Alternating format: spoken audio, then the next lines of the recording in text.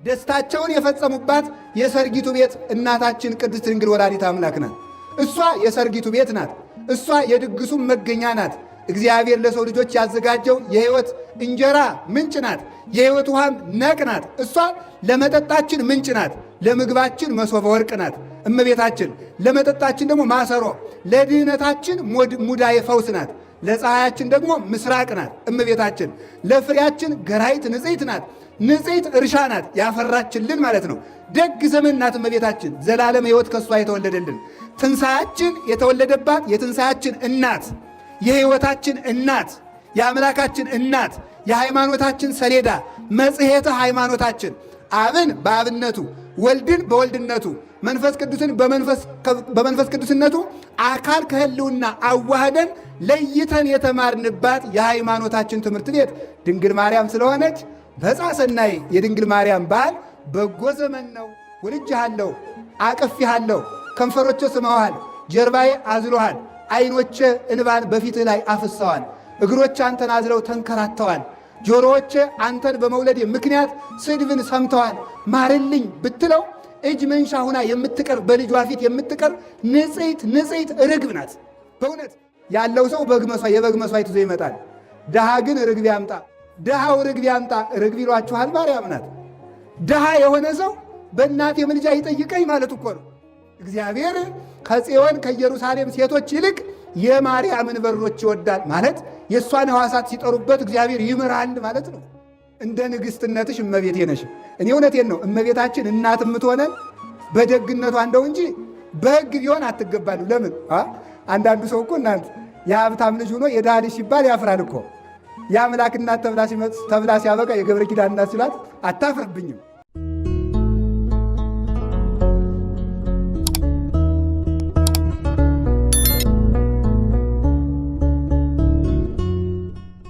እንግዲህ አስቀድሞ እግዚአብሔር ሁለት ዋና ውለታዎችን ውሎልናል። አንደኛው በአርአያው በአምሳሉ መፍጠሩ ነው። ሁለተኛው የእኛን መልክ ይዞ መምጣቱ ነው። እነዚህ እግዚአብሔር ለእኛ የዋለልን ውለታዎች ናቸው። ከዚያ በኋላ እግዚአብሔር የሰጠን ስጦታዎች ሁሉ ከነዚህ የሚፈልቁ ናቸው። መድኃኒታችን ኢየሱስ ክርስቶስ ሰው ከመሆኑ አስቀድሞ የተደረጉልን መልካም ነገሮች ሁሉ ስለ መፈጠራችን የተደረጉ ናቸው። እርሱ ሰው ከሆነ በኋላ የተደረጉልን ደጋግ ነገሮች ደግሞ እርሱ የእኛን መልክ ይዞ በመምጣቱ የተደረጉልን ናቸው። ስለዚህ እግዚአብሔር ከዚህ በኋላ ሰው ከሆነ በኋላ የተጠማ ሰው ውሃ ሊጠጣ ከሚቸኩለው በላይ እግዚአብሔር ሰውን ለማዳን ይቸኩላል፣ ይፈጥናል፣ ይወዳል። የእግዚአብሔር በዓለም ላይ ሙሉ ፈቃዱና ውዴታው የሰው መዳን። በጸሎታችን ስንጸልይ ወይኩን ፈቃድከ ፈቃድህ ይሁን የሚል ጸሎትን እንጸልያለን።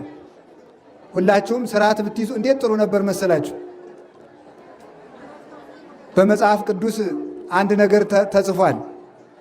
ዘኬዎስ የሚባል አጭር ሰው ነበረ እና ያ አጭር ሰው ክርስቶስን ማየት ይፈልግ ነበረ። እንዳያይ ግን የሆኑ ሰዎች ጋርደውት ነበር እና የሚያስደንቀው ግን እነዚያ ሰዎች ክርስቶስን የሚከተሉ ናቸው። እና ይህንን ቃል እነ ቅዱስ ኤፍሬም ሲተረጉሙት ምን ብለው ይተረጉሙታል መሰላችሁ?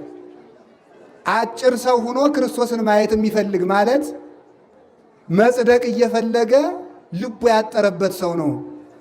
መጽደቅ ያቃተው ሰው ነው። መጸለይ ይፈልጋል ግን እንቅልፍ እምቢ ይለዋል። መጾም ይፈልጋል ሆዱ እምቢ ይለዋል። መንጻት ይፈልገዋል ስጋው ይሰለጥንበታል። የአጭር ሰው ይባላል። ግን ክርስቶስን ማየት ይፈልጋል። አሁን እዚህ ውስጥ ያላችሁት እኮ መጽደቅ ትፈልጋላችሁ፣ ግን ችግሩ ጽድቅንም ኃጢአትም እያዋጣችሁ መኖር ነው የምትፈልጉት እንጂ መጽደቅ ትፈልጋላችሁ። ማንም ሰው በምንም ኃጢአት የሚኖር ሰው ቢሆን እና የሚደንቀው ግን ይሄ ሰው ክርስቶስን ማየት ሲፈልግ በኃጢአት ውስጥ ሆነው እግዚአብሔር ማየት የሚፈልጉ ሰዎች ናቸው። የሚከለክሉት ሰዎችም ደግሞ ክርስቶስን የሚከተሉ ናቸው። አስተውሉትማ። ክርስቶስን እየተከተሉ ክርስቶስን እንዳይከተል ይከለክሉት ነበር ወይም ይጋርዱት ነበር።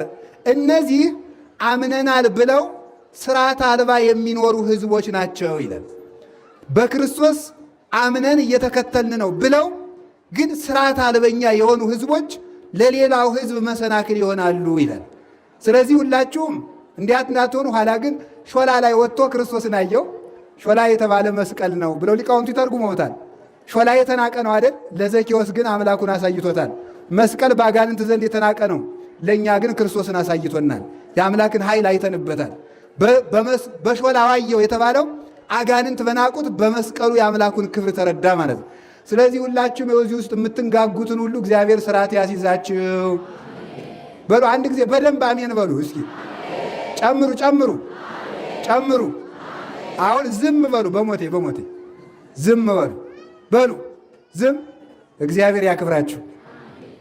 የእኔ ሳይሆን የአባቶቻችን የብፁዓን ሊቃነ ጳጳሳት በረከት ይድረሳችሁ እና እግዚአብሔር ለሰው ልጆች ከዋለላቸው ውለታ መካከል አንዱ የቅዱስ ያሬድ ዜማ ነው። ለምን ስትሉ ሰው መጨረሻ ላይ ከሞተ በኋላ የሚቀበለው ምን መስላችሁ? ማሕሌት ነው። በመንግሥተ ሰማያት ቅኔ መዝረፍ የለም። በመንግሥተ ሰማያት ስብከት የለም። በመንግሥተ ሰማያት ትርጓሜ የለም። በመንግሥተ ሰማያት ያለ ምንድን ነው ስትሉ ማሕሌት ነው። የመጨረሻው ሕይወት እግዚአብሔርን ማመስገን ነው። እግዚአብሔርን መጥገብ ነው። እርካታ ማለትም እግዚአብሔርን መጠጣት ነው። ጽጋብ ማለትም እግዚአብሔርን መጥገብ ነው። ወእጸግብ በርየ ስብሐቲከ እንዳለ ቅዱስ ዳዊት አንተን አይቼ እጠግባለሁ እንዳለው የነፍስ መቃተቷና መሻቷ የሚፈጸምላት የፈጠራትን እግዚአብሔርን ስታይና ከእሱ ጋር ተዋህዳ ስትኖር ወደ ደብተራ ርሱ ገብታ በውሳጤ መንጦላይት በከበረች ብርሃን ሀገር ስትኖር ያን ጊዜ የነፍስ ፈቃዷ ይፈጸምላታል።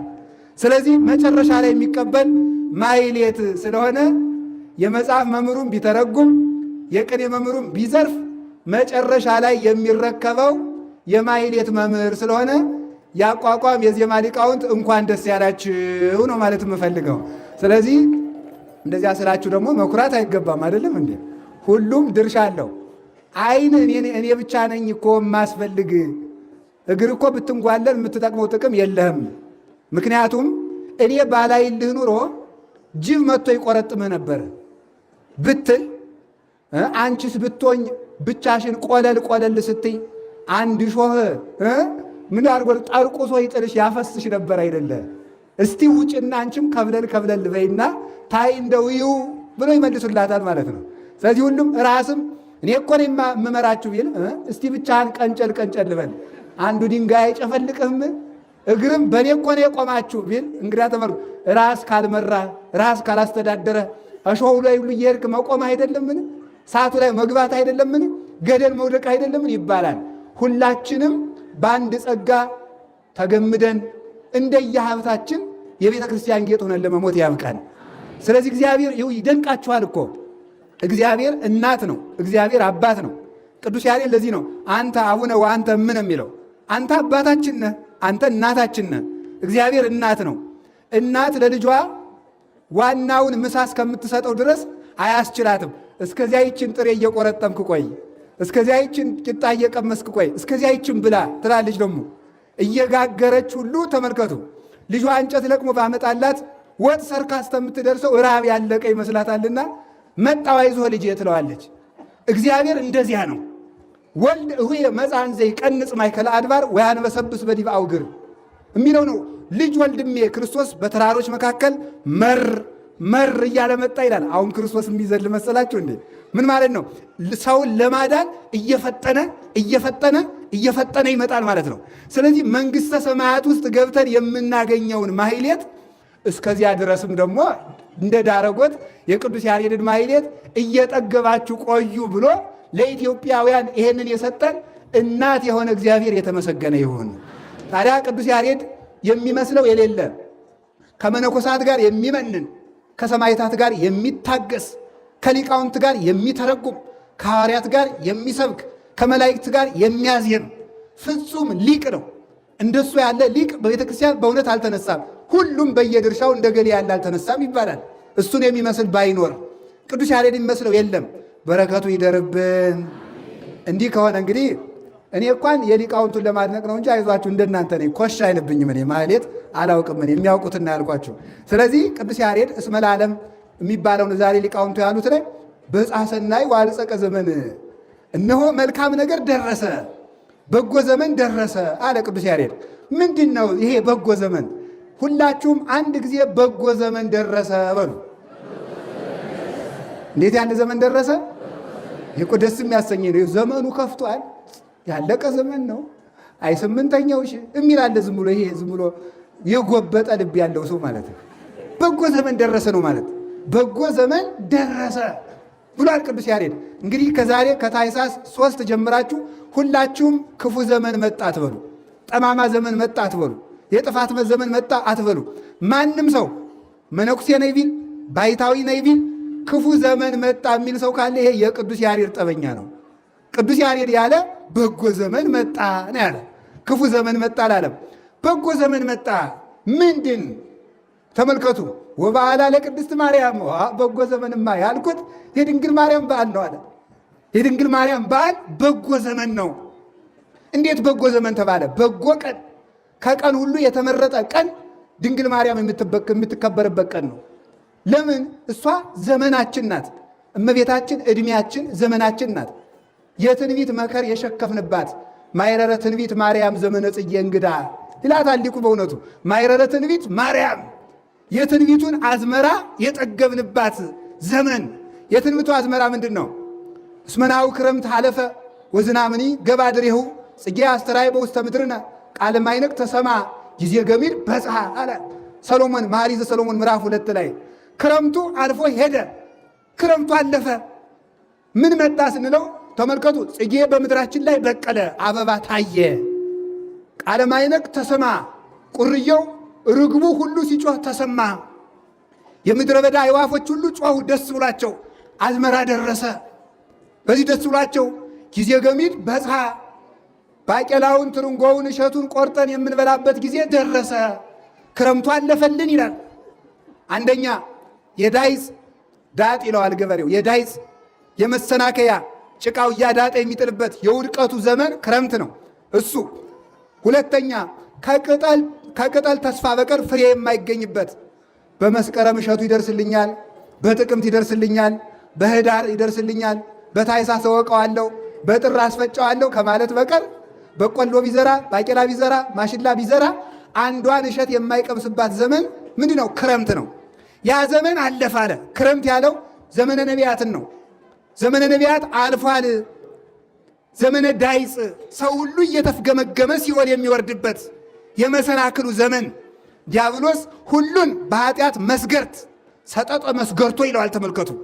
በመጽሐፈ ኪዳን የዲያብሎስን ገመዱን፣ ወጥመዱን፣ መረቡን ቀደደበት። ስለዚህ ተመልከቱ፣ ክርስቶስ ነው የቀደደው። ስለዚህ ሰው እየተሰናከለ ወደ ሲኦል የሚወርድበት፣ ሰው ከትንቢት ተስፋ በስተቀር ፍሬ ክርስቶስን ያላገኘበት፣ በረሃብ የተጎዳበት ዘመን 5500 ዘመን ሙሉ ሰው የተራበበት ክረምት ነበርና ምን አለ? ክረምቱ አለፈ። ጽጌ አስተራዬ፣ አበባ ታየ። አበባይቱ ድንግል ማርያም ናት። ፍሬው ኢየሱስ ክርስቶስ ነው። አበባን ታውቋታላችሁ? እዚህ ሊቃውንቱ አበባ ይዘዋል። የያዘ ሰው ቢኖር አሳያችሁ ነበር። አበባ ዝንብም ይቀስማታል፣ ንብም ይቀስማታል። አዲያ እምቢ አትልም። ኧረ ዝንብ ወደዚያ ይች ከብዙ ቦታ ውለሽ ነው የመጣሽ አትልም። ዝም ነው የምትለው። ንብም ስትመጣ ትቀበላለች፣ ዝንብም ስትመጣ ትቀበላለች። እመቤታችን ጻድቃንንም ትቀበላለች፣ እኛን ውሾችንም ትቀበላለች። ኦፍ እሴት መንሃ ኢታስቆርሪ ለአድኅኖቴ ስመሪ ይላታል አባ ጊዮርጊስ። ማንንም የማትጸየፊ ንጽሕት እግዚአብሔርን የሚመስል መልክ ያለሽ የእመቤታችን መልኳ የአምላክን መልክ ይመስላል የተባለ አንዱ ቸርነቷ ነው። ርኅርኅት መሆኗ በፍጹም ቸርነት እግዚአብሔርን ትመስለዋለች። ምክንያቱም ልጇ በወንጌል ምን ብሏል? ለሰው ሁሉ የምትራሩ ሁኑ ከመ ትኩኑ ውሉደ ለአቡክሙ ዘበሰማያት፣ ለሰማይ አባታችሁ ልጆቹ ተሆኑ ዘንድ ለሰው ሁሉ የምትራሩ ሁኑ ብሏል። ሰው እግዚአብሔርን የሚመስለው አንዱ በምሕረት ነው። እመቤታችን ርኅርኅት ንጽሕት ቅድስት በመሆኗ የእመቤታችን መልኳ የአምላክን መልክ ይመስላል። አበባ በምድር ላይ ታየ። አበባይቱ እመቤታችን ቅድስት ድንግል ማርያም ናት። ተመልከቱ። ከዚያሳ ጊዜ ገሚድ በጽሐ፣ አበባ ብቻ አይደለም አለ፣ እሸቱም ደረሰ። ፍሬውን ቆርጠን የምንበላበት ደረሰ። ፍሬያችን መድኃኔ ዓለም ነው። ረሃባችን የከላልን ጽማችን የቆረጠልን እርሱ ነው። በትሪቱ ከእሴይ ስር የወጣችው አማናዊት ብትር እናታችን በትረ ሃይማኖት ዘይትጸንዕ ምስማኮሙ ለቅዱሳን ብንወድቅ የምትደግፈን እንድንቆም የምንመረኮዛት የምልጃ ምርኩዛችን ከእግዚአብሔር መርታ ያደረሰችን ሔዋን ወደ ዲያብሎስ ስትመራን ይቺ ደግሞ ወደ እግዚአብሔር መርታ ያደረሰችን ዓይናችን ናት እመቤታችን። ቅዱስ ኤፍሬም እንደተናገረ የቀኝ ዓይናችን ለዚህ ዓለም ሁለት ዓይን ወጥተውለታል። አንዲቱ የግራ አንዲቱ የቀኝ። የግራ ዓይናችን ሔዋን ናት፣ የቀኝ ዓይናችን ማርያም ናት ይላል ቅዱስ ኤፍሬም። በግራ ዓይናችን ሲኦልን አየን፣ በቀኝ ዓይናችን እግዚአብሔርን አየን። እግዚአብሔር የተሳለባት እግዚአብሔርን ያየንባት አካላዊ ቃል የዕለት ጽንስ ሆኖ የተቀረጸባት ከእሷ ሥጋን ነስቶ ዓለምን የዋጀባት የድነት ልባም ዕቃ ማለት እናታችን ድንግል ማርያም ናት። መፍሪት ለንተ ይትበላ። ስለዚህ እመቤታችን ዘመነ ጽጋብ ናት፣ ዘመነ መከር ናት። አሁን ዛሬ ህዳር አይደለ? ታኅሳስ አይደለ? በታኅሳስ አዝመራ ይሸከፋል፣ እሸቱ ይበላል። እመቤታችን ለረሃባችን እሸት ያፈራችልን እሷ ዘመን ብቻ አይደለችም ያፈራችው፣ እሷ ዘመኒቱም እሷ በእሷ ዘመን ፍሬ ተገኘ ያፈራችልን እመቤታችን ለእሷም ክብር ምስጋና ይግባል እንደሚገባ በእውነቱ ማለት ነው። ሰው አንድ ሊቅ ያለውን ልንገራችሁ። ዲያብሎስ እመቤታችን የሚጠላት አንደኛ በትዕቢቱ፣ ሁለተኛ በቅናቱ፣ ሶስተኛ በምቀኝነቱ ነው ይላል። ይገርመኛል። በትዕቢቱ እንዴት እኔ ያሳትኳት የሔዋን ልጅ ይህንን ጉድ ትሰራኛለች? እንዴት አምላክን ትወልዳለች እኔ የናቅኳት ብሎ በዚህ ይበሳጫል። ቅናቱ ደግሞ እሱ የሌለውን ትሕትና እመቤታችን ይዛ ተገኝታለች። እሱ አምላክ እሆናለሁ ሲል እሷ ደግሞ የአምላክ እናት ትሆኛለች ሲሏት እረ እኔ አይገባኝም እንዴት አድርጌ ያለች። ተመልከቱ። ነያመቱ ለእግዚአብሔር ኋላም ቢሆን የእግዚአብሔር ባሪያው ገረዱ ነኝ እናቱ ላይ ለማለት እንኳን ያልደፈረች ፍጹም ትሕት ናት እሷ ፍጹም። ስለዚህ እሱ የሌለውን ትሕትና ይዛ ቢያት ቀና። ስለሚቀናሳ የቀና ሰው ቀንቶ አይቀርም። እስመ ቅናት ትበልዖሙ ለልበ ብዙኃን በመዓት። ቅናት ውስጥን የሚያቃጥል እሳት ስለሆነ ቀንቶባት አይቀርም፣ ይመቀኛታል። እንዳትመሰገን ምስጋናዋን ያሰናክላል። ከእግዚአብሔር በታች ለፍጥረት የሚገባትን ማርያም እንድትመለክ የተሰራ ስርዓት የለም። ነገር ግን እንደሚገባ እግዚአብሔር ያከበራትን ምስጋና እንዳትመሰገን ይከለክላል። ሰውን ወደ እግዚአብሔር የምታደርስ ገመድ እንደሆነች ስለሚያውቅ ማለት ነው። ስለዚህ ዘመነ ጽጋብ፣ ዘመነ ማይረር ኢሳይያስ የዘራውን ዘር የሸከፍንባት የትንቢት አዝመራ እመቤታችን ናት። ዳዊት የዘራውን ትንቢት የሸከፍነው በእሷ ነው። ሙሴ የዘራውን የትንቢት አዝመራ አካል ነስቶ ግዘፍ ነስቶ የሕይወት ፍሬ ሆኖ የተመገብንባት አዝመራችን መሶበ ወርቃችን እናታችን ቅድስት ድንግል ማርያም ስለሆነች የድንግል ማርያም ቀን በጎ ቀን ይባላል። እስቲ በጎ ቀን በሉ። እኔ እውነቴን ነው። እግዚአብሔር ዓለምን ያዳነባቸው ብዙ ዕለታት አሉ። ከነዚህ ቀኖች የመጀመሪያይቱ የእመቤታችን ቀን ናት። የእመቤታችን በዓል የምትከበርበት ቃል ነው። ለምን ስንለው ደግሞ እንተ በላይ ሊሃ ተመራወ ቃል አለ። ማርያምን የምናከብራት ለምንድን ነው? የእሷን በዓል በጎ ዘመን ለምን አልከው ብለን ቅዱስ ያሬድን ብንጠይቀው ምን ይላል? እንተ በላይ ሊሃ ተመራወ ቃል፣ በእሷ አካላዊ ቃል ሙሽራ ሆኗልና።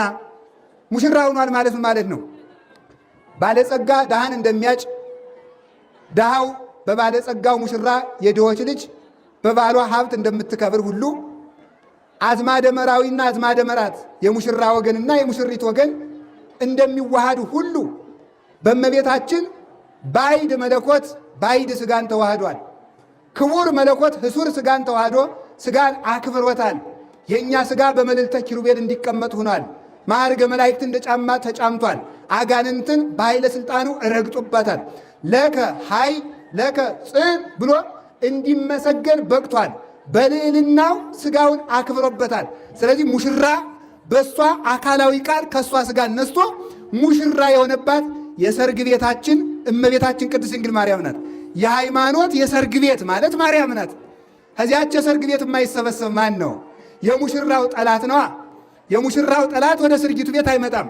ሰው ወደ ሰርጉ ቤት ሲሄድ ሙሽራይቱን ሙሽሮቹን እንደሚያገኝ ሁሉ ወደ እመቤታችን የመጣ መለኮት ከሥጋ ጋር ተዋህዶ ያገኘዋል። እንቲያው ለቃል ኮነ ለሥጋ ወንቲያው ለሥጋ ኮነ ለቃል እንዳለ ሙሽሪትና ሙሽራው ተዋህደው በጫጉላ እንደሚገኙ መለኮትና ሥጋ ተዋህደው አንድ አካል አንድ ባሕርይ ሁነው የሚገኙ በማርያም ማኅፀን ነው። የሙሽሪት ዘመዶችና የሙሽራው ዘመዶች አንድ ሁነው ደስታ የሚያደርጉት በሰርጊቱ ቤት እንደሆነ የአካላዊ ቃል ዘመዶች መላእክት፣ የሥጋ ዘመዶች ሰዎች፣ ሰውና መላእክት ተዛምደው ደስታቸውን የፈጸሙባት የሰርጊቱ ቤት እናታችን ቅድስት ድንግል ወላዲተ አምላክ ናት። እሷ የሰርጊቱ ቤት ናት። እሷ የድግሱ መገኛ ናት።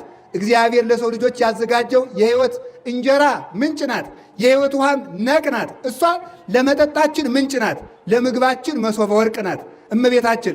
ለመጠጣችን ደግሞ ማሰሮ፣ ለድህነታችን ሙዳየ ፈውስ ናት። ለፀሐያችን ደግሞ ምስራቅ ናት እመቤታችን። ለፍሬያችን ገራይት ንጽሕት ናት። ንጽሕት እርሻ ናት ያፈራችልን ማለት ነው።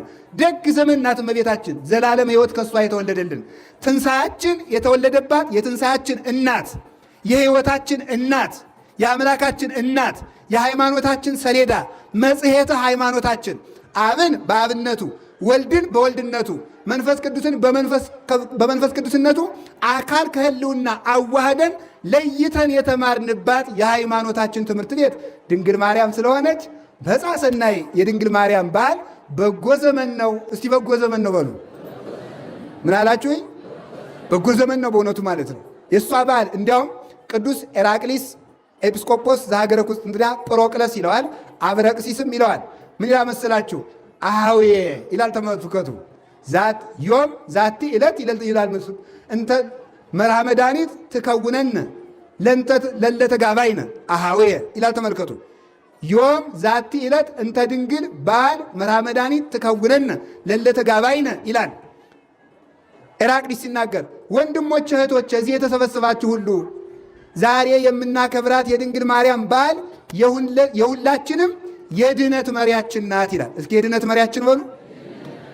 ይሄ በዓል ነው ለስቅለት ያደረሰን። ይሄ በዓል ነው ለትንሣኤ ያደረሰን። ይሄ በዓል ነው ለዕርገት በዓል ያደረሰን። ይሄ በዓል ነው ለጰራቅሊጦስ በዓል ያደረሰን። ይሄ በዓል ነው ለመጨረሻው ሰዓት ለምሳ ደብረ ጽዮን የሚያደርሰን፣ ለመጨረሻይቱ ድግስ ለምጽአቷ የሚያደርሰን ከዚህ በዓል የተነሳ ነው። የድንግል ማርያም በዓላት ወደ ታላላቆቹ በዓላት የሚመሩ ናቸው። ስለዚህ ማርያም ብሂል መርህ ለመንግሥተ ሰማያት። ማርያም ማለት መንግሥተ ሰማያት መርታ የምታገባ ናት። መንግሥተ ሰማያት ክርስቶስ ከክርስቶስ የምታገባ ናት ማለት ነው። ወደ ክርስቶስ የምታደርስ ናት። ለክርስቶስ በዓል የደረስንባቸው በዓላት የእመቤታችን በዓላት ናቸው። ስለዚህ ኢሳይያስን ይቤላ ቅንእቲ ሐቁኪ፣ ኢሳይያስ ጽዮን ኢየሩሳሌም ተነሺ፣ ወገብሽን ታጠቂ፣ በጽድቅ ዝናር ታጠቂ። ይሄ ነው። ተመልከቱ። ምንድን ነው ይሄ? ጎኖቿ በሐመልማለ ወርቅ የተሸለሙ ያጌጡ ወገበ ልቡናዋ ማለት ነው። ተመልከቱ። ወገበ ልቡናዋ በወርቅ ያገሩ ከነፈርግ በብሩር ዘግቡር ወገበ ኃጢያኒ በሐመልማለ ወርቅ። ኢሳይያስ ትንቢተ ኢሳይያስ ምዕራፍ 60 ላይ ያለውን ነው ቅዱስ ያሬድ አምጥቶ የዘመረው። ጽዮን ጽዮን አብሪ አብሪ፣ ጽዮን ጽዮን አብሪ፣ ደስ ይበልሽ ጽዮን ማርያም ማለት ነው። ቅንእቲ ሐቁኪ፣ እናትሽ ሔዋን የፈታችውን የጽድቅ ዝናር ንጽሕናን ታጠቂው አንቺ። ለአንቺ ያምርብሻል፣ አንቺ ቅድስናን አጊጭበት። ንጽሐ ሕሊና፣ ንጽሐ ሥጋ፣ ንጽሐ ነፍስ በአንቺ ላይ ይገኛሉ። ወልበሲ ትርሲተ መንግሥትኪ፣ አንቺ የመንግሥትሽን ልብስ ዘውድ ተቀዳጅ። በአጋንንት ላይ ሰልጥኝባቸው። ከእግዚአብሔር በታች ንግሥት አድርጎ እግዚአብሔር አክብሯታል። ወትቀውም ንግሥት በየማንከ፣ ንግሥቲቱ በቀኝ ትቆማለች ያለው ይህንን ነው።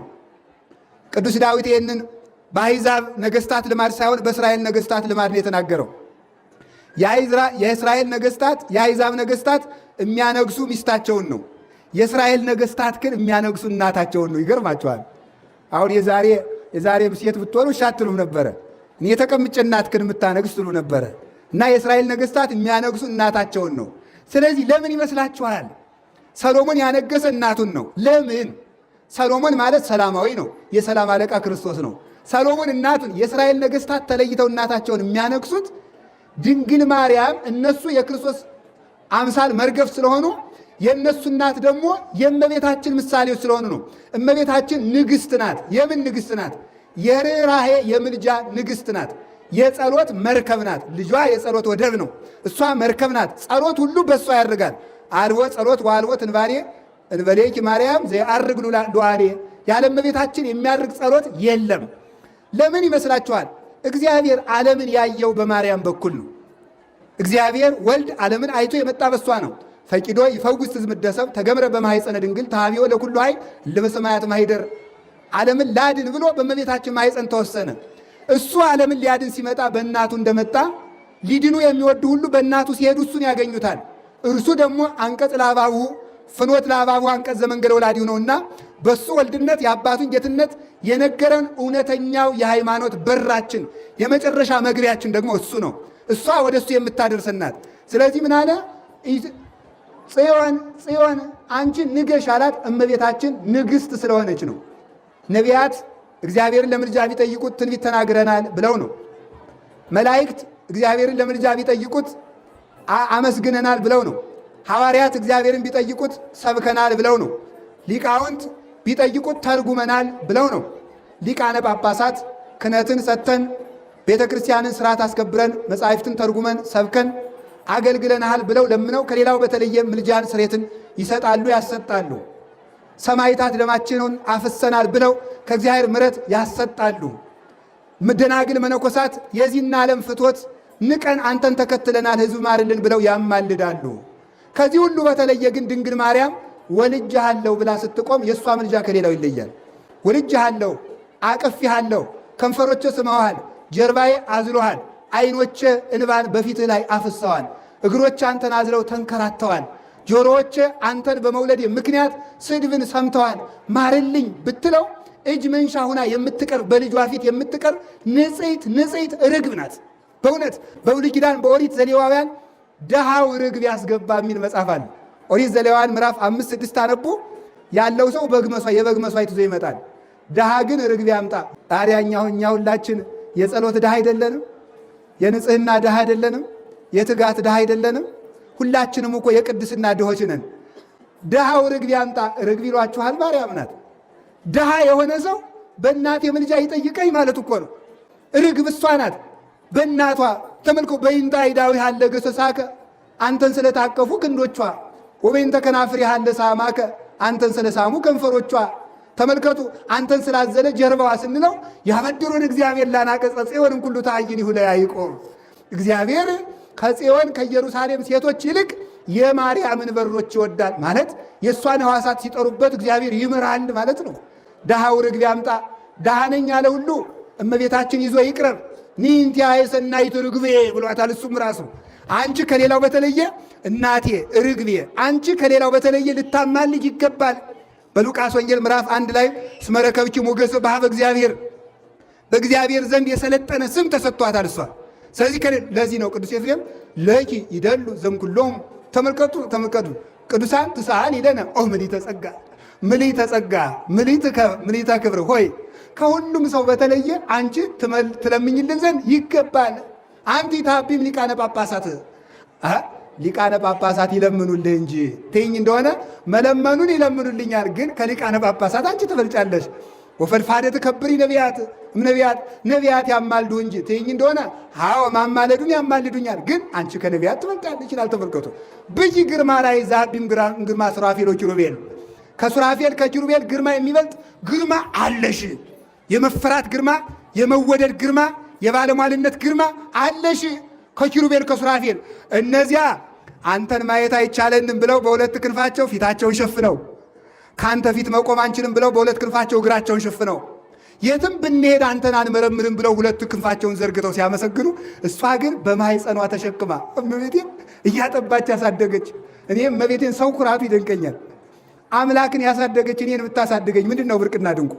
እኔ ለእኔ እናት ብትሆነኝ ምንድን ነው የምትበዛብኝ? አንስባታለሁ እንጂ እኔ ልጅ ለመሆን አንሳለሁ እንጂ ማርያም ለእኔ እናት ለመሆን አትበዛብኝም።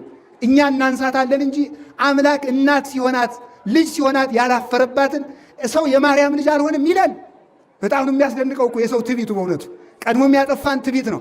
አባ ጊዮርጊስስ እንደው የሚላት ድንግል ማርያም እንደ ቸርነትሽ እናቴ ነሽ፣ እንደ ንግሥትነትሽ እመቤቴ ነሽ። እኔ እውነቴን ነው። እመቤታችን እናት የምትሆነን በደግነቷ እንደው እንጂ በሕግ ቢሆን አትገባሉ። ለምን አንዳንዱ ሰው እኮ እናንተ የሀብታም ልጅ ሆኖ የድሃ ልጅ ሲባል ያፍራል እኮ። የአምላክ እናት ተብላ ሲያበቃ የገብረ ኪዳን እናት ሲላት አታፍርብኝም። ይሄ ደግነቷ እኮ ነው። እመቤታችን የፈጠረልን እግዚአብሔር የተመሰገነ ይሁን።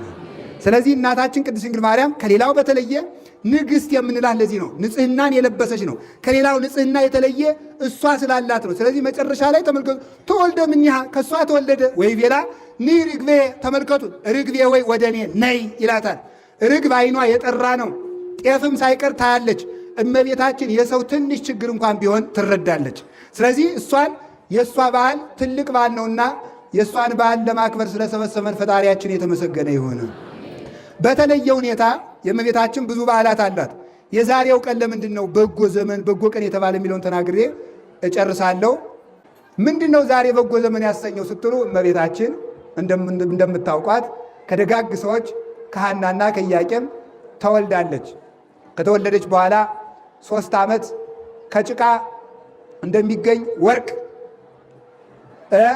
ከሾህ እንደሚገኝ ጽጌረዳ ጌታችን መድኃኒታችን ኢየሱስ ክርስቶስ በንጽህና ፈጥሯታል። ወርቅ ከጭቃ ሲገኝ ጭቃው አይከተለውም፣ የጭቃ ጠባይ የለውም። ድንግል ማርያም ከሐና ከኢያቄም ተገኝታ የዘመዶቿ መርገም የለባትም። በንጽህና ፈጠራት። ወርቅ አድርጎ ከመምጽቡር ጽሩየ ገብራ እንደ ወርቅ አንጽቶ አጥርቶ ፈጠራት፣ አንጽቶ አስገኛት። እሷ በእውነቱ ከአንበሳ ከሞተው አንበሳ የሚገርም እኮ ነው። ሶምሶን አንድ ቀን ወደ ጫካው ቢገባ አንበሳ አገኘ። በውጥ ያለና በጡጫ ብሎ ገደለው። ኋላ በሌላ ቀን ዙሮ ሲመጣ ቢያይ ከሞተው አንበሳ ማር አግኝቶ ያና ማር ቀመሰና ለዘመዶቹ አበላቸው። የሞተ አንበሳ የተባለ አዳም ነው። ማር የተባለች ድንግል ማርያም ናት። ጸቃው እንተ ትውህዝ ተመልከቱ። ማፍ አንበሳ ምውት ከሞተ አንበሳ የተገኘች የማር ወለላ። አንበሳው አዳም አንበሳ መባሉ የፍጥረታት ሁሉ ንጉሥ ነው። የሰው ልጆች ሁሉ አባት ነው። ግን ሞቷል፣ መርገም አለበት፣ ተረግሟል በኃጢአቱ። ከዚያ የተገኘችው የተቀዳችው የማር ወለላ ከሞተው አንበሳ የተቀደችው የማር ወለላ የአዳም መርገም ሳያርፍባት ንጽሕት ሁና የፈለቀችው ወይን ናት በእውነቱ ማለት ነው። ያቺ ምስራቅ ጨለማ ያልቀረባት ምስራቅ ዛሬ ግንቦት 1 ቀን ተወለደችና በእናት አባቷ ቤት 3 ዓመት ኖረች። እናት አባቷን እያስደሰተች ኖረች በእውነቱ ማለት ነው። ኋላ 3 ዓመት ሲወላት ይቺ ብላቴና ሰው ሳትለምድ አንደበቷ ጣዕመ ምግብ ሳይለምድ ወደ ቤተ መቅደስ እንውሰዳት፣ ስለት ናት እንውሰዳት ብለው ሐናና ኢያቄም አስበውም አልቀሩ። ወደ መቅደስ አመጧት። ያመጧት የስለት ልጅ ስለሆነች ብቻ አይደለም፣ ሌላ ትርጉም ስላለው ነው። ወደ መቅደስ አመጧትና በሉ እንግዲህ ይችን ልጅ ተቀበሉን ተባለ። እግዚአብሔር እኮ ዘያ እስቲ ተወካፊ እኮ ነው። የ3 ዓመት ልጅ አፏ ያልፈታች ልጅ አመጣው እንኩ ተቀበሉን ተባለ። ምን ልናደርጋት ነው? ይችን ልጅ ምን ልናበላት ነው? እንዴት ልናደርጋት ነው ተብሎ ሰው ሁሉ ተንጓለለ ከቤተ ክርስቲያን ውስጥ ያለው። ይሄንን ሲሏት ምን እናበላታለን ሲባል መልአኩ ከች አለ። መልአኩ ፋኑኤል ከች አለና ደረሰ።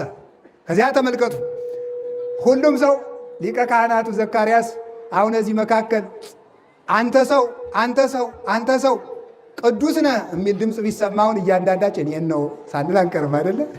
እንል እኮ ይሆናል እኮ መችስ አናፍርም እንጂ እኔን ነው መቼ የሚሆን እኮ ዛሬ ስላስቀደስኩ ጸሎቴንም ጨርሻለሁና እኔን ነው ትናንትናም በሰዓት ነው የቀመስኩኝ ነው የምንለው እኮ። ኋላ መልአኩ ሲመጣ ህብስት ሰማያዊ በቀኝ እጁ ጽዋ ሰማያዊ በግራ እጁ ይዟል። ይዞ ሲመጣ ዘካርያስ ካህኑ ዘካርያስ ለአንተ ነው መሰል የመጣ ቅረብ አሉት። አይ ፈጣሪ በሰው መሃል ክብሬን ትገልጥልኝ፣ ተመስገን እያለ ቀረብ አለ። ደግ ደጓንማ ለእኔ ነው የምንል፣ ክፉ ክፉዋን ግን የሰራዋት አንልም። ከዛ በኋላ ለእኔ ነው ይላል። አንዳንዱ ሰው ሌባ ቢባል እዚህ ውስጥ ማንን ነው ይላል አይደለም?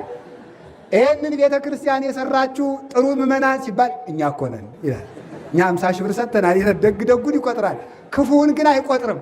ለክፉ ኃላፊነት አንወስድም። ደግ ደጓን እንሻማባታለን፣ ግን ክፉ ነኝ ማለት ነው የሚያጸድቀው። ከዚያ በኋላ ተመልከቱ እኔ ነኝ ብሎ ዘካርያስ ቀረብ ሲል መልአኩ ወደ ላይ ወጣበት። ሌሎቹ ካህናት ሲቀረቡ አልሆነም። ሐናና ኢያቄም ቀረቡ አልሆነም።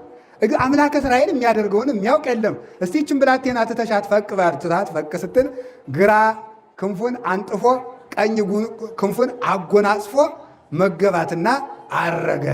ከዚያ በኋላ አዲያ አንዳንዱ ሞኝ እንዲህ ይላል። አሁን ለማርያም መና ሰማይ ወረደላት የሚል መጽሐፍ ቅዱስ ላይ አለ ይላል። ጅል ሰማይ ወረደ የሚል ቅዱስ አለ። አንተ ሰማይ ጽዋ ወረደላት ለሷ ብለህ ትቸግረህ ድንግል ተመልከቱ አኮ ህብስተ ሰማያዊ ዘተሴሰይኪ አይ ምድራዊ ህብስት አልበላሽም ማለቱን ማለት መሰለ። የሰማይ ህብስት ወረደላት የተባለ እኮ አካላዊ ቃል ነው እኮ። አዎ ድንግል አኮ ህብስተ ምድራዊ ዘተሴሰይኪ፣ ምድራዊ ምግብን አልበላሽም ማለት ምን ማለት ነው? አንቺ የወለድሽው ሩቅ ብእሲ አይደለም ማለት ነው። ፍጡር አይደለም፣ የህይወት እንጀራ ነው ማለት ነው። የወለድሽው የበላሽው የተባለው የወለድሽው ተብሎ ነው የተተረጎመው፣ ህይወቷ እሱ ስለሆነ ማለት ነው። ኦ ድንግል አኮ ስትየ ምድራዊ ዘሰተይኪ፣ አንድ ወገን ይላሉ ሊቃውንቱ። ሁለቱን ህብስትና ጽዋን አንድ ላይ ያደርጉና አንድ ወገን። የበላሽው ምድራዊ መብልን አይደለም፣ የጠጣሽው ምድራዊ መጠጥን አይደለም። አንድ ወገን በአንድ ተርጉሞ ማለት ነው። አንድ ወገን አድርግና የወለድሽው ክርስቶስ ሩቅ ብእሲ አይደለም፣ የህይወት እንጀራ ነው እንጂ ራሱ እንደተናገረ አኮ በህብስት ክመ ዘይሃጩ ሰብ፣ ሰው በእንጀራ ብቻ አይድንም፣ አላ በኩሉ ቃል ዘይወፅእ እምአፉሁ ለእግዚአብሔር፣ ከእግዚአብሔር ቃል ከእግዚአብሔር አፍ በሚወጣ ቃል እንጂ ማለት። ሰው በእንጀራ አይድንም ማለት ሰው በፍጥረት ደም አይድንም ማለት ነው። በሩቅ ብእሲ ደም አይድንም፣ በሩቅ ብእሲ ሥጋ አይድንም ማለት ነው። አላ በኩሉ ቃል ዘይወፅእ እምአፉሁ ለእግዚአብሔር፣ ከእግዚአብሔር አብ አካል ዘማካል ባሕርይ ዘእምባሕርይ ተወልዶ ከድንግል ማርያም ከሥጋዋ ሥጋ ከነፍሷ ነፍስ ነስቶ ሥጋውን የባሕርይ አምላክ አድርጎ አንድ ባሕርይ አንድ አካል ሆኖ በተገለጠ በስግው ቃል ክርስቶስ ሥጋና ደም ነው እንጂ በፍጡር ደም አይድንም ማለት ነው። ስለዚህ ህብስት ወረደላት የተባለ እኮ ልጇ እኮ ነው። ጽዋ የተባለ እኮ ልጇ ነው። አዲያ ለዓለሙ የህይወት እንጀራ የሰጠች መና ከሰማይ ቢወርድላት ብርቅ ነው እንዴ? ለዓለሙ የህይወት ጽዋ የተገኘባት ለእሷ ጽዋ ከሰማይ ቢወርድላት ብርቅ ነው? ለእነዚያ ግዙፋነ ክሳት ልባቸው ለደነደነ ለእስራኤል እንኳን ወርዶላቸዋል እንኳን ለእሷ። ስለዚህ ያንን ተመልከቱ። ይህንን ተመገበችና በሉ እንግዲህ ወንዴት ሐምን እናስቀምጣት ወደ መቅደስ ትግባ ተባለ። ወደ መቅደስ ወስደው ማምላክን የ3 ዓመት ልጅ ናት። ድንኩል ድንኩል ድንኩል እያለች እኔ እንዲያው እመቤቴን እግዚአብሔር አቅማችን ያውቃል አይገልጥልንም እንጂ እመቤታችን እንዲያው ላሳይ ቢለኝ እኔ ሕፃኑን አሳየኝ ነበር ብሎ የ3 ዓመት ልጁና የአምላክ እናት ድንኩል ድንኩል ስትል ባያት ደስ ይለኝ ነበረ በእውነቱ ማለት ነው። ግን ትዕቢት እንዳይሆንብን ደግሞ አስቸጋሪ ነው ደግሞ እሷን አሳየኝ ማለት። ለነገሩስ እሱስ ቸር ነው፣ አንተንም ማሳየን ብንለው አይቆጣም። ስለዚህ ተመልከቱ፣ መቅደሱ በጣም እርከኑ ብዙ ነው። ይኸው እንደዚህ ከፍ ያለ ነው። የኦሪት መቅደሷ ከፍ ያለ ነው። ከመጀመሪያው እርከን ላይ አደረጓት። ከመጀመሪያው እርከን ላይ ቢያደርጓት ድንኩል ድንኩል ድንኩል እያለች መቅደስ ሰተት ብላ ገባች። ሌላ በኋላ እናቷን ዘወር ብላ አላየቻትም። እንዲህ ዘወር ብላ ራሱ አላየቻትም። ሰተት ብላ ገባች። ቅዱስ አትናቴዎስ የመናንያን እናት ናትና ይላል። የመናንያን እናት ስለሆነች ዘወር ብላ አላየችም። ዓለምን ከመነኮሳችሁ በኋላ ዙራችሁ አትመኙት ለማለት ለመናንያን አብነት ለመሆን ገና በ3 ዓመቷ የመነነች መናኒት ድንግል ማርያም ናት እኮ የመነኮሳት እናት። ርግብ እንተ ትኄውጾሙ ለባሕታውያን፣ ባሕታውያንን የምታጽናናቸው ርግብ፣ ብቸኝነትን የለመደች ምናኔን የለመደችው እሷ ናት። እንዲያውም ቅዱስ ሳዊሮስ ዘስሙናይ ምኑ ላይ ተረጉማን መስላችሁ? እስራኤል ከግብፅ ሲወጡ፣ አይዟችሁ እያጠቃለልኩት ነው። እስራኤል ከግብፅ ሲወጡ የሙሴ እህት ስሟ ማን ነው? ማርያም በሉ። እንዲሁ እኮ ይገርማል እኮ እንዲሁ አታነቡም? ነውር እኮ ነው። እንዲሁ ዝም ብሎ የጎንደር ሰው ጀግና ነው የሚባል በምን መሰላችሁ? በመጽሐፍ እኮ ነው አንዱ፣ በሊቅነት እኮ ነው። የማታነቡ ለምዶ መጽሐፍ ቅዱስ ማርያም በሉ። የማን እህት ናት? ቃላት ሲወጡ ምን ይመስላችሁ? የሙሴ እህት የእስራኤልን ደናግል ሰብስባ በከበሮ ትመራቸው ነበረ። ሁላችሁ ልብ ብላችሁ ስሙ። አሁን ይህን ሲተረጉም ሳዊሮስ ዘስሙናይ፣ ጎርጎርዮስ ነባቤ መለኮት ሁለቱ ተርጉሞታል። ምን ይላሉ መሰላችሁ? ያቺ የሙሴ እህት የተባለች ድንግል ማርያም ናት ይላል ምሳሌነቷ። ያቺ የእስራኤልን ደናግል ተመልከቱ፣ የእስራኤልን ደናግል እየመራች በከበሮ እንደወሰደቻው ከበሮ የተባለ ድንግልና ነው ይለዋል። ለምን? ከበሮ የደረቀ ቆዳ ነው እንጂ ርጥብ አይደለም። ከበሮ ደርቆ አላየ ምን ማለት? የዚህ ዓለምን ርሳት በሙሉ የናቀ የዚህ ዓለምን ጉስቁልና የናቀ የተለየው ስጋ የለውም ከበሮ። የከበሮ ቆዳ ስጋ የለውም። ስጋዊ ነገርን መናቅ ነው ከበሮ መምታት ማለት። እዚህ አካባቢ ከበሮ የሚመቱትማ አሉ። እዚህ ከበሮ መምታት ቀላል መስሏቸዋል። ከበሮ ለዚህ ትከሻ ላይ አድርገህ የምትዘፍን ሁሉ ብትተው ጥሩ ነው ነው እንግዲህ እንደሚዘፍነው እና ያልኩ አትቆጡ። አይዘፈንበትም። እንደዚህ አድርጎ መሽከርከር ነውር ነው። ልብን ያሽከረክራል። ያቺ ማናት ነው ያልኳችሁ? ከበሮ ማናት? ድንግል ማርያም ናት። ድንግልና ማለት ነው ንጽህናን። ከበሮ ክርስቶስ እኮ ነው። ሰፊው መለኮቱን ነው የሚያሳይ፣ ጠባቡ ስጋ መሆኑን ነው የሚያሳይ እኮ። ይህን እኮ የሚያሳይ እኮ ነው። ይሄ ቆዳው እኮ ስጋ መልበሱን ነው የሚያመለክት። ይሄ ሰንበሩ የከበሮ እኮ ሲገረፍ የወጣበት ሰንበር ነው። እና ከበሮ ሲመታ እንዲህ እየተባለ የሚማታ ምን ማለት መስላችሁ? ከሐና ወደ ቀያፋ ሲያመላልሱ አደሩ ጌታዬ ማለት እኮ ነው። ያንን እያስታወሱ እየተለቀሰ እየተነባ ቢቻል፣ ካልሆነም ደግሞ ደስታውን የሐሴት በሱ ማዳን እየተደሰቱ ነው የሚመታ። በሁለት ነው የተተረጎመ፣ አንዲቱ በእመቤታችን። ስለዚህ የሙሴ እህት በከበሮ የእስራኤልን ደናግል ትመራቸው ነበር ማለት ድንግል ማርያም ለደናግላን አብነት ትሆናቸው ነበረ። እየመራች ወደ ገዳም ትሆናቸዋለች። ስለዚህ ተመልከቱ፣ የመነኮሳት ትምክቶሙ አንቲ ለመነኮሳት ገዳማውያን የምትባለው በዚህ ምክንያት ነው። ምናኔን ባርካ የሰጠችን እሷ ስለሆነች ነው። ለምናኔያን አብነት ለመሆን ከቃሉ ጋር ናችሁን? ከቃሉ ጋር ናችሁ? ስለዚህ ይህንን ዳዊት ምን ብሎታል አለ ሳዊሮስ ሲተረጉም፣ ወይ ወስዱ ደናግለ ድሪያ።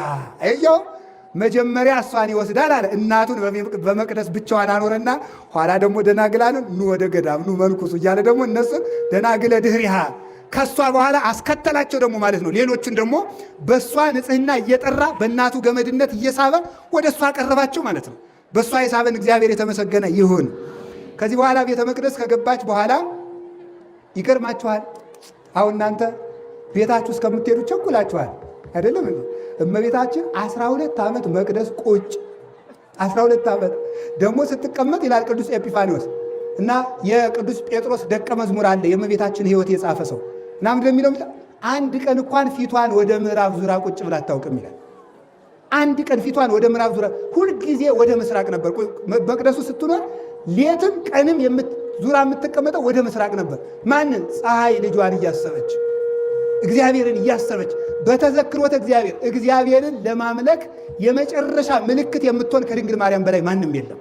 እግዚአብሔርን ለማምለክ፣ እግዚአብሔርን ለመስገድ፣ እግዚአብሔርን ለማክበር፣ ለእግዚአብሔር ለመገዛት፣ እግዚአብሔርን ለማመን፣ እግዚአብሔርን ለማሰብ ልብን ነፍስና ስጋን አስተባብሮ ጨልጦ ገርኝቶ ፍጹም ለእግዚአብሔር ለመስጠት እመቤታችንን የሚያክል ሰው የለም። 12 ዓመት እንዲያውም ይገርማችኋል። እመቤታችን በስጋዋ ብቻ አይደለም እኔ የሚደንቀኝ 12 ዓመት ስትቀመጥ አላችሁ የላችሁም? እንግዲህ ያዕቆብ ወደ ሶርያ ሲሄድ ምን አይቶ ነበር? እሱን አልተርክም፣ የምፈልጋትን ነቅሼ ለማምጣት ነው። ምን አይቶ ነበር? እናንተ እኮ ተመስገን ነው። ምን አይቷል? መሰላል በሉ። የምን የወርቅ በሉ። ከመሰላሏ ጫፍ ላይ ማን አለ? እግዚአብሔር። አሁን ይችን ብቻ ያዙልኝ። መሰላል የተባለ ማን ነው? የተባለች ማን ናት? እመቤታችን። ከላይ የተቀመጠው ማን ነው? ልጇ። የመሰላሏ ጫፍ ነው የምነግራችሁ፣ አዲስ ምስጢር የምነግራችሁ። የመሰላሏ ጫፍ የድንግል ማርያም ሕሊናዋ ነው። ቅዱስ ጳውሎስ ምን ይላል መሰላችሁ? የሴት ሁሉ ራስ ወንድ ነው ይላል። እስኪ በሉ፣ የሴት ሁሉ ራስ ምንድን ነው? ወንድ ነው። የድንግል ማርያም ራስ ግን እግዚአብሔር ነው። ይሄ ነው በጣም የሚያስደንቀው ማለት ነው። በሕሊናዋ ከቶ አንዳች ነገር ገብቶባት አያውቅም። እላይዋ ላይ እግዚአብሔር ተቀምጦባት ነበር ማለት ሕሊናዋ የእግዚአብሔር ከተማ ነበር እንጂ ሌላ ምንም አስባ የማታውቅ ፍጽምት ህትምት ነበረች። እና ድንግል ማርያም ድንግልና ሲባል በሕሊናዋ ነው። ሰው በሕሊናው ራሱ ኃጢአትን በሶስት ደረጃ ነው የሚሰራው። በነቃ ሐልዮ፣ በቁርጥ ሐልዮ፣ በትንታ። ትንታ የሚባለው መጀመሪያ ኃጢአቱን ሲያስበው እገሌን ልግደለው ይልና በስመ አብ ወልድ ወመንፈስ ቅዱስ ብሎ ሲያስወጣው ትንታ ይባላል። ወዲያው አስወጣው ማለት ነው። አላ ብገለውሳ፣ ብታሰርሳ፣ ዝም ብለውሳ እስከ መቼ እንዲህ ልቤ እየነፈረ እያለ ኃጢአቱን ሲተነትለው ደግሞ ምን ይባላል? ነቃ ሐልዮ። ኃጢአቱ ፈሰስ ይላል በልቡ ስር ይሰዳል ማለት ነው። ቁርጥ ሐልዮ የሚባለው ደግሞ ከመስራት ደረጃ ሲደርስ ነው። ኤዲያ እንግዲህ ላረገው ነው ይላል። ኧረ እባክህ ተው ብለው ሲመክሩት እናንተ ጽደቁ ጻድቃን ነው የሚል። ይሄ አይሰማም። እንግዲህ ከቁርጥ ደርሷል ማለት ነው። እመቤታችን ግን ትንታው ራሱ የለባትም። ፍጽምት የእግዚአብሔር ከተማ የእግዚአብሔር ከተማ ናት ሲባል ከሕሊናዋ ውስጥ እግዚአብሔርን ከማሰብ በቀር ሌላ ሐሳብ ገብቶባት የማያውቅ ድንግል ማለት ነው። እውነት የእሷ ረድኤት ይደርብን። እንዲህ ብላ 12 ዓመት መላእክት እያረጋጓት። አዎ የእግዚአብሔር ከተማ አይደለች እንዴ? እግዚአብሔር ባለበት ንጉሱን ከቦ የማይቆም ሰራዊት ምን ሰራዊት ይባላል?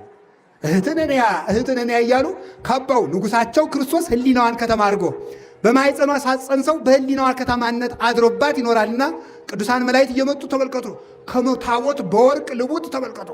በወርቅ እንደተለበጠ ታቦት ተመልከቱ። ዘግቡር እምዝ ዘይነቅዝ አለው ቅዱስ ያሬድ። ከማይነቅዝ እንጨት እንደተሰራው ታቦት። የማይነቅዝ እንጨት የተባለ እኮ የእመቤታችን አካሏ ነው። ለምን ሲባል መጀመሪያ ከማይነቅዝ እንጨት ታቦት ተቀረጸ፣ ያን በወርቅ ለበጠው። የማይነቅዝ እንጨት ንጽሐ ጠባይዋ ነው። በወርቅ መለበጥ የተሰጣት እንደገና ሌላው ቅድስና ነው። አይነቅዝም ማለት የእመቤታችን መለወጥ የሌለባት ፍጽምት ድንግል ታቦት በመቅደስ የኖረችው እውነተኛ ታቦት ስለሆነች ነው። በዚያችኛይቱ ታቦት 10 ቃላት ሲጻፉባት፣ እመቤታችን ግን አካላዊ ቃል ሊቀረጽባት ነውና ታቦት ስለሆነች በመቅደስ ኖረች። እስኪ በሉላችሁ፣ ታቦት ስለሆነች በምን ኖረች? አቤት! 10 ሕገጋት 10 ትእዛዛት የተጻፉባት ታቦት በመቅደስ ከተቀመጠች ያ በአካላዊ ቃል የተጻፈባት ድንግል በመቅደስ ብትቀመጥ ይበዛባታል? ስለዚህ እውነተኛይቱ ታቦት እሷ ልጇ ቃል ስለሆነ በመቅደስ ያኖራት። ስለዚህ ነው 12 ዓመት ኖረችና መቅደስ ውስጥ ኅብስተ ሰማያዊ እየተመገበች ትንቢተ ነቢያትን እየቆጠረች እየተደሰተች ከመላእክት ጋር ሁና ኖረች። የአሮን በትር 12 ዓመት በመቅደስ ኑራ ስትወጣ ፍሬ ይዛ ወጣች። እመቤታችን 12 ዓመት በመቅደስ ኑራ ስትመጣ ፍሬ ሕይወት ይዛል ክርስቶስን ይዛልን መጣች። እንኳን ደስ ያላችሁ። አዎ የአሮን በትር 12 ሰዓት ነው፣ ይቅርታ 12 ሰዓት ከመቅደስ ውስጥ አድራ የሚሞት ሊቀ ካህናት ይዛ መጣች። ድንግል ማርያም 12 ዓመት በመቅደስ ኑራ ሕያው ሊቀ ካህናት የሚባለውን ለዘላለም ስርየትን የሚሰጣችን ንጉሳችን በደሙ ፍሰት ዓለምን ያነጻውን እውነተኛው ሊቀ ካህናት ይዛ መጣች። አሮን በበትሩ ሊቀ ካህናትነት ተመረጠ። በድንግል ማርያም በትርነት ደግሞ እኛን ለቅድስና ልጇ መረጠን። ማርያም ድንግል ለካህን ዕፀ ሕርየቱ እምንላት ለዚህ ነው በእውነቱ ማለት ነው። አሮን የተመረጠብሽ የአሮን በትሩ፣ እኛ ደግሞ የተመረጥንብሽ አሮንን በበትሩ እኛን በእናቱ የመረጠን ፈጣሪያችን ኢየሱስ ክርስቶስ የተመሰገነ ይሁን። ስለዚህ በጎ ዘመን ደረሰ ያልኩት ሳጠቃልለው እሷ በመቅደስ ስትገባ እኛ ወደ መቅደስ የምንገባበት ጊዜ ደረሰ። እሷ 12 ዓመት በቤተ መቅደስ ስትቀመጥ እኛ ደግሞ ተመልከቱ በ12 ሐዋርያት ቃል ኪዳን ገብተን መንግሥተ ሰማያት የምንኖርበት ጊዜ ስለደረሰ 12 ማታ ከምሽቱ 1 ሰዓት 2 ሲል የአሮን በትር የምታፈራበት ሰዓት ቀረብ ይላል። ከምሽቱ 3 ሰዓት ሲል ይቀርባል። 4 ሰዓት ሲል ይቀርባል። 5 ሰዓት ሲል ይቀርባል። 6 ሰዓት ሲል ይቀርባል። 11 ሰዓት ሲል አንደኛውን ይቀርባል። 12 ሰዓት ፍሬ ይቀርባል። እመቤታችን መቅደስ ስትገባ 1 ዓመት ስትቀመጥ ቀረብ፣ 2 ዓመት ስትቀመጥ ቀረብ፣ 3 ዓመት ስትቀመጥ ቀረብ፣ 12 ዓመት ስትቀመጥ ፍሬ ሕይወት ክርስቶስ ደረሰልን ማለት ነው። ይሄ ነው በጎ ዘመን ደረሰ። ራባችን የሚያበቃበት፣ መርገባችን የሚሻርበት፣ የተበተነው የምንሰበሰብበት ጊዜ ደርሷልና ክርስቶስን ይዛ ስለምትመጣ በጎ ዘመን ደረሰ። አሁን እንግዲህ ቀጥሎ እንኳን ደስ ያላችሁ ከታኅሳስ 3 ጀምሮ ልደት ሊመጣ ነውና በጎ ዘመን ደረሰ በሉ እንጂ። እሷን በመቅደስ አስገብቶ እኛን ለሰማይ መቅደሱ የጠራን ፈጣሪያችን የተመሰገነ ይሁን። ከባርነት ወጥተን ነፃነት፣ ከረሃብ ወጥተን የሕይወት እንጀራ ክርስቶስ የምንበላበት፣ ከጥም ወጥተን የሕይወት ውሃ ክርስቶስን የምንጠጣበት፣ ከርቃናችን ወጥተን ልብሰ መድኃኒት ክርስቶስን የምንለብስበት፣ ከስደት ወጥተን ርስታችን ክርስቶስን ወደምንወርስበት፣ ከውርደት ወጥተን አክሊላችን ክርስቶስን የምንቀዳጅበት፣ ኃይላችን ክርስቶስን የምንታጠቅበት፣ ብርሃናችን ክርስቶስን የምንለብስበት ዘመን የሚደርሰው በእሷ አማካኝነት ስለሆነ በጎ ዘመን ደረሰ። የተረገመ ዘመናችን አልፎ በጎ ዘመን ይዛልን የመጣችው ባለምስራችቱ ርግብ እናታችን ድንግል ማርያምን የፈጠረ እግዚአብሔር የተመሰገነ ይሁን። ወስብሐት ለእግዚአብሔር ወለወላዲቱ ድንግል ወለመስቀሉ ይቆያል።